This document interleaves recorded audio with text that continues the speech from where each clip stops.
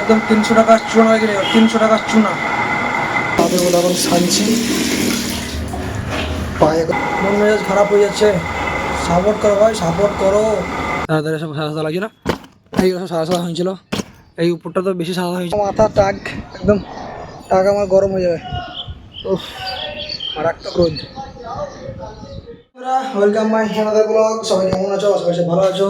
আমি ছোটন, তোমরা দেখছো মাই ব্লগ 0.2। আর আজকে বাজছে সকাল সকাল সকাল 7টা 19। আর আমি আজ সকাল থেকে লেগেছি, 5:30 থেকে লেগেছি পুরো ঘর পরিষ্কার করতে। যত জামা প্যান্ট ছিল ময়লা হয়ে সেগুলো সব সার্ফ দিয়ে ছাদে মেরে দিয়ে এসেছি। এই দেখো খাট, আমার রুমের যে খাটটা, সেই খাটটা এখন এদিক দিয়ে উঠিয়ে দিয়েছি। ঘরটা পুরো ঝাড় দিচ্ছি, ঝাড় দিয়ে পুরো ঝাড়লাম। পুজোর সময় পুজো আসছে সামনে, আর মাত্র কয়েকটা দিন বাকি সোমবার থেকে পুজো। তা দেখলাম সারা বছর তো কাজ করছি, ঘরটা এত নোংরা হয়েছিল, পরিষ্কার করা হয় না, তাই ঘরটা পরিষ্কার করছি। তারই একটু মুহূর্ত তোমাদেরকে দেখানোর জন্য ভিডিওটা বানাচ্ছি। কলকাতায় আমি একাই থাকি, রুম ভাড়া নিয়ে, সিঙ্গেল রুমে। এটা হচ্ছে সিঙ্গেল রুম, বুঝতে পারছো। আর এদিক দিয়ে আরও সব রুম আছে, একটা মেস, এই যে হচ্ছে রুম, এই আরও রুম আছে, আর সব আলো অন্য ছেলে থাকে। তো যেহেতু একাই থাকি তো একাই করতে হবে, তাই না? তো রুমটা অনেকটাই ময়লা হয়ে গেছিলো। চলো দেখাচ্ছি, কত কত নোংরা ময়লা, দেখো পুরো ময়লা একদম পুরো ঘরটাতে বেরোলো। কী অবস্থা হয়েছিল দেখছো? প্রতিদিন কাজ করতাম ঘরটা সাফ করা হতো না। কোনোদিন হয়তো কাজ কামাই করলে পরে সেদিন আর ভালো লাগতো না। তো ওই প্যাকেট এটা এসব ফেলবো, পরিষ্কার করবো। তারপরে তোমার যত জামা প্যান্ট ছিল সব বেঁধে বাইরে রেখেছি।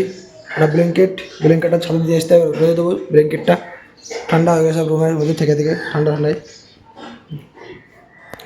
তো চলো তোমরা দেখতে থাকো ভিডিও। সারাদিন আমি রুমে আজ কী কাজ করছি আর কীভাবে রুম পরিষ্কার করছি, তারই কিছু মুহূর্ত তোমাদেরকে শেয়ার করার জন্য।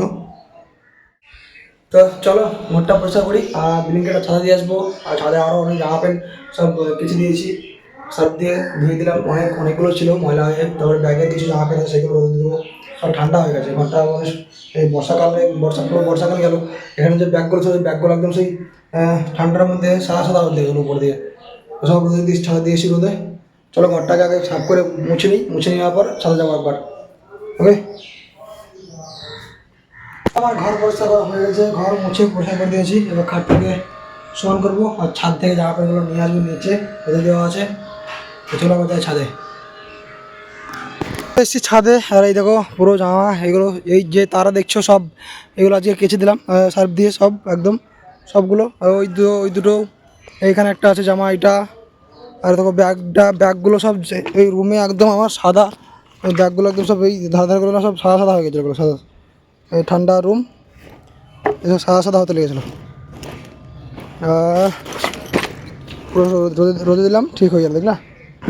এই ব্যাগটা, এই কালো ব্যাগটা তো আরও বেশি হয়েছিল।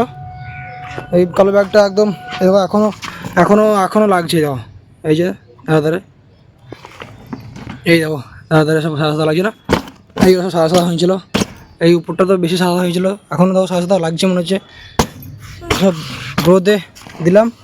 এই দেখো এই দিকটা দেখো, এই দিকটা দেখছো কী অবস্থা, একদম ঠান্ডা রোদে, ঠান্ডায় ছিল তো এরকম হয়ে গেছে, সব সামা পড়ার মতো হয়ে গেছে ব্যাগটাকে। সব ঠান্ডা রুমে রোদে দিলাম, ঠিক হলো। আর দেখো জামা প্যান্টগুলো সব এখানে রোদে দিয়েছি, এগুলো গুটিয়ে দেবো, আস্তে আস্তে তুলবো।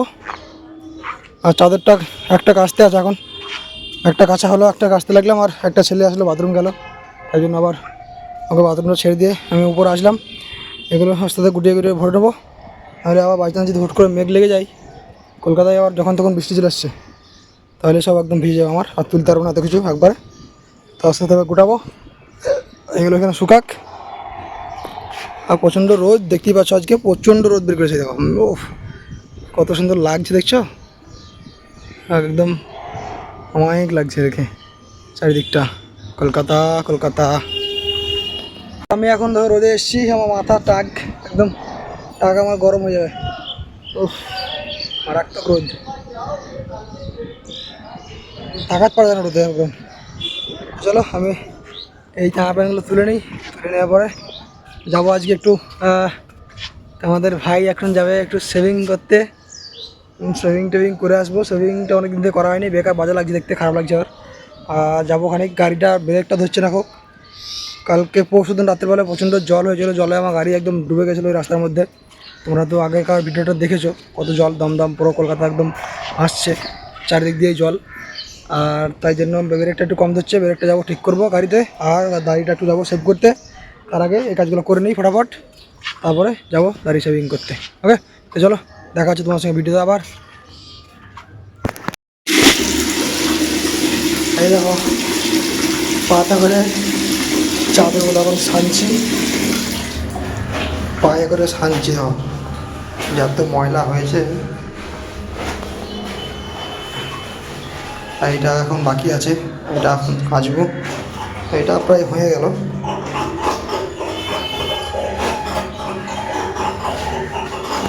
দাড়ি শেভিং করে চলে এসেছি, পুরো কাজ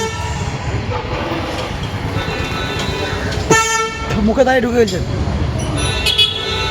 তো পুরো কাজ কমপ্লিট করে দাড়ি শেভিং করে এলাম। আর দাড়ি শেভিং করা দেখার পাইনি, তার কারণ ওখানে কেউ ছিল না, জায়গা মোবাইল হচ্ছে দেবো।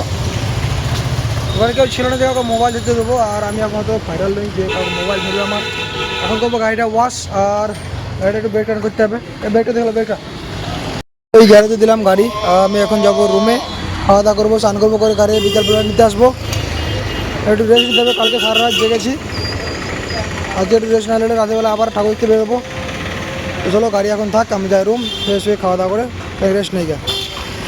আমি চলে এসেছি, দেখো তো দাড়ি শেভিং করে আজকে একদম 300 টাকার চুনা হয়ে গেলে, 300 টাকার চুনা একদম বস থেকে 300 টাকার চুনা দিয়ে চলে এলাম। 300 টাকার চুনা তোমরা দেখেছো, ভাবে 300 টাকার চুনা। দাড়ি করা আমার কেমন ছিল, বড় বড় ছিল। আমি ভেবেছিলাম তোমার এই বড়ই থাকবে, পুরো এইভাবে নামবে, সাউথ ইন্ডিয়ান স্টাইলের মতো এভাবে নামাবো। পুরো ছোটো করে দিয়েছে। প্রথম কথা দাড়ি কাটা এই শেভ করেছে। চুল দেখো, চুলটা মেশিন চাপি দিয়েছি, ব্যাস। ভিতরে সামনে দিকটা নেই, ছিল মেশিন চাপিয়েছি। আর স্ক্রাব যে ফেস ওয়াশ হয়, স্ক্রাব ফেস ওয়াশ দিয়ে ফেস ওয়াশ করেছি। 300 টাকা নিয়ে নিল। আমার একদম সকালবেলা যায় না, কার মুখ থেকে উঠেছিলাম, কপালটাই খারাপ। একদম 300 টাকা সব সময় চুনা হয়ে গেল। আমি এইখানে লোকালে যদি করতাম 150 টাকার মধ্যে হয়ে যেত। আমার 150 টাকা একবেলা একদিন খাওয়া হয়তো, কিছু করার নেই। নাড়া বেলতলা একবারই যাই, আর যাবো না সেখানে। গিয়েছিলাম কোথায়, ডানলাপে গিয়েছিলাম, যে ভালো করে করবো, শখ করে দাড়ি ভাড়া রেখেছিলাম, বড়ো করে রাখবো। তো বাবা একদম আমার শখের বাবাটা বাড়ি ভাজিয়া উড়িয়ে দিল। বেকার লাগছে, এবার ছোটো ছোটো লাগছে। কী করবো, কিছু করার না। তোমার দেখলে গাড়িখান দিয়ে আসলাম সার্ভিসিং করতে। ব্রেকটা একটু কম দিচ্ছে, আর ওয়াশ করবো এই সময়। এখন খাওয়া দাওয়া করলাম মোটামুটি। ওকে, এবার সানটান করবো, ওখানে রেস্ট নেবো, তারপর বিকেলা বেরোবো ঠাকুর দেখতে, প্যান্ডেল দেখতে। ওকে, তো চলো দেখা হচ্ছে আবার। আজকের ব্লগ এই পর্যন্ত থাকলো। এখন আমার কাছে কোনো ব্লগ স্ট্যান্ড নেই বা ব্লগ কিট নেই, তাই জন্য আমার হাত ধরে যাচ্ছে।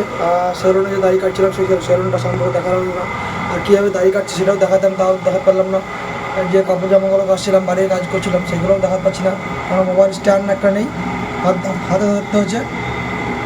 আজকে ফালতু ফাও ফাটকা 300 টাকা লেগে গেল। তো কী বলবো, কিছু বলার নেই, দুঃখজনক। এই লাইফস্টাইল ব্লগ করবো ভাবছি, তা তোমরা করছো না সাপোর্ট। মন মেজাজ খারাপ হয়ে যাচ্ছে। সাপোর্ট করো ভাই, সাপোর্ট করো একটু। এই ছোটো ইউটিউবার বলে একটু সাপোর্ট করবে না নাকি সব? একটু সাপোর্ট করো। ভিডিও যদি ভালো লাগে তাহলে প্লিজ লাইক কমেন্ট শেয়ার করো। সাবস্ক্রাইব করতে হবে না, প্লাস লাইক কমেন্ট করো বা ভিডিওটা পুরো দেখো, এইটুকু অনুরোধ থাকে তোমাদের কাছে। ওকে, চলো দেখা হয়েছে আবার নেক্সট কোনো ব্লগে।